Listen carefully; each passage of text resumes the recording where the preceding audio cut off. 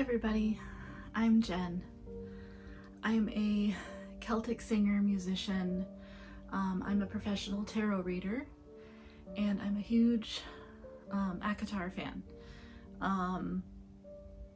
I wanted to make a quick video just because I'm also a podcast show host. I have two podcasts, and one of them is the Eclectic Soul podcast, and me and my co-host on that show, she is reading A Court of Thorns and Roses for the first time, and I'm doing a reread. I've read them many times, and we've been doing kind of like this book club thing on there. Usually we read tarot and oracle cards and stuff on our podcast, but we wanted to focus on the book and just kind of do something a little bit different. And while doing that, I don't know, there were just a couple of things that I was getting ideas as I was rereading. And also because I've read the series a couple of years ago for the first time, I've just noticed a lot of things by recording the podcast, but also, you know, getting into the fandom, watching reaction videos, you know, book talk, you know, getting into the music, all sorts of stuff. I just noticed that there were things that were common, and I just wanted to talk about certain things. So on this video, I want to focus on the first book. This video is really for people who have heard about A Court of Thorns and Roses, and are possibly thinking about starting the series and reading the first book. So for just people who might be hesitant or just interested, or maybe if you just finished the first book and are still contemplating whether or not you want to read the second book or continue on in the series. And for all of those people who have read the series, you know, I hope you get something out of this, giving you something to think about. Anyway, so what I wanted to talk about is what I have noticed about this particular book, and I'm hoping that I give people something to think about when they read it. I'm not going to be giving away any spoilers, so don't worry. I will be talking a little bit about certain things, but nothing that's going to spoil the book in any way, the plot or anything like that. Just some information to kind of intrigue you, but also for you to think about the book in a different way. So to start off with, for those of you who, you know, have heard about the series and are thinking about reading it, this book is a fairy tale. It was written as a fairy tale on purpose, and so when you read it, it's not going to read like a traditional, typical, just even a fiction novel. It's a fantasy series about fae, but the main character is a human. But the story is written as a fairy tale, and that is something that you want to keep in mind when reading the series, because it's something that I find that when people read it, they're looking at it like they're reading any other novel, and it's not going to have the same kind of plot points that a normal novel would have. It is going to have the plot points that a fairy tale would have. So there's going to be, you know, very similar themes and tropes that you would find in a fairy tale. That's not always something that everybody enjoys. Obviously, fairy tales can be very problematic. That's just the nature of fairy tales. And I find that there are usually two camps of people. Obviously, there's people kind of in the in-between, but there's two camps of people. There's the people who love fairy tales. They don't mind fairy tales, and they notice that they're problematic. And they're just going to enjoy the story, and they're going to read the fairy tale and not really worry about how unrealistic it is. Then the other camp of people are going to be the ones that have no interest in fairy tales. They don't like fairy tales. They see the problems with the fairy tales. They're not really interested in the themes or the tropes of the fairy tale. And those are the people that usually don't really enjoy the book very much. But I think after you read it, if you are in that camp, it's because they didn't really expect it to be a fairy tale. And I think it kind of lets people down, or is disappointing, because they think that the rest of the series is going to be that way. So, no matter who you are, whether you're somebody who loves fairy tales or someone who doesn't love fairy tales, it doesn't matter. This book is written for both people. If you love the fairy tale aspect, you're going to love this book, because it is a fairy tale. Actually, it is a mixture of a bunch of different fairy tales and folklore from all over the place. We have Beauty and the Beast, we have Cinderella, we have East of the Sun, West of the Moon, which is a Norwegian tale. There's elements of Greek mythology, like Eros and Psyche, and Hades and Persephone. And then there's also the Ballad of Tamlin, which is a Scottish ballad or poem with many variations that is also very prevalent in this book. So you've got a lot of different types of themes from these tales interwoven in this book. So you'll recognize them. If you're familiar with any of those, you'll recognize them in this. And some of those fairy tales, some of those myths, they do go into, some of the other books in the series, but they're not as heavily focused on or prevalent, because the rest of the series is not written as a fairy tale. So going back to what I was saying about being a fairy tale lover and someone who's not a fairy tale lover,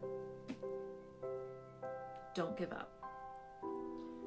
This book is for you. If you like fantasy, and you like romance, it doesn't matter whether you like fairy tales or not. If you love fairy tales, you will love this. If you don't like fairy tales, don't worry. Read the book. See the fairy tale for what it is. Keep in mind that it is a collaboration of a bunch of different tales. But also, it's okay to notice the problematic things in the fairy tale, because they're going to be addressed in the rest of the series. So just keep that in mind. Don't judge the book as anything other than it being a fairy tale, and it's done on purpose. The other thing that you want to think about too is it is written in first person, and the main character, her name is Feyre. She's a human, and just like with any other first person story, the narrator is unreliable, and that's something that you want to keep in mind as you read the series. Not just this book, but also the rest of the books too. And it's also something that you should just think about when you read first person anyway, but mostly even in this, is that you have an unreliable narrator. You're seeing the world through the lens of one person. You're not getting a collective, opinion about a situation or what's going on. And so you always want to take into account that maybe what you see is not necessarily what you get. I don't know, I just wanted to make a video that kind of gave people a heads up, because I was one of those people who loved fairy tales. When I read it, I didn't know it was going to be a fairy tale, but when I found out that it was, I was fine with it. I noticed a lot of the problems that fairy tales have, and you know what, I put it on the back burner and I read it and I enjoyed the story. But this series needs this book. It needs this book because it sets up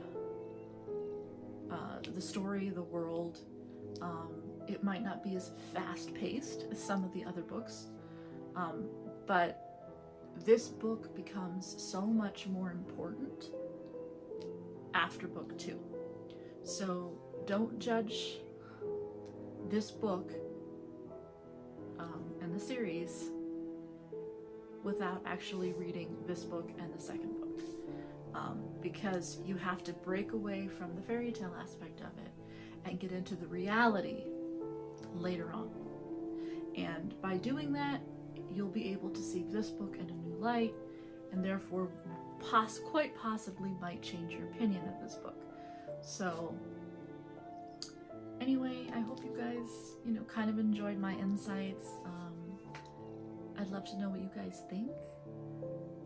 If you're planning on, reading it, I would love to, have you reach out and tell me that, you're going to read it, and I would love to know what you think after you're done reading it, and if you continue on.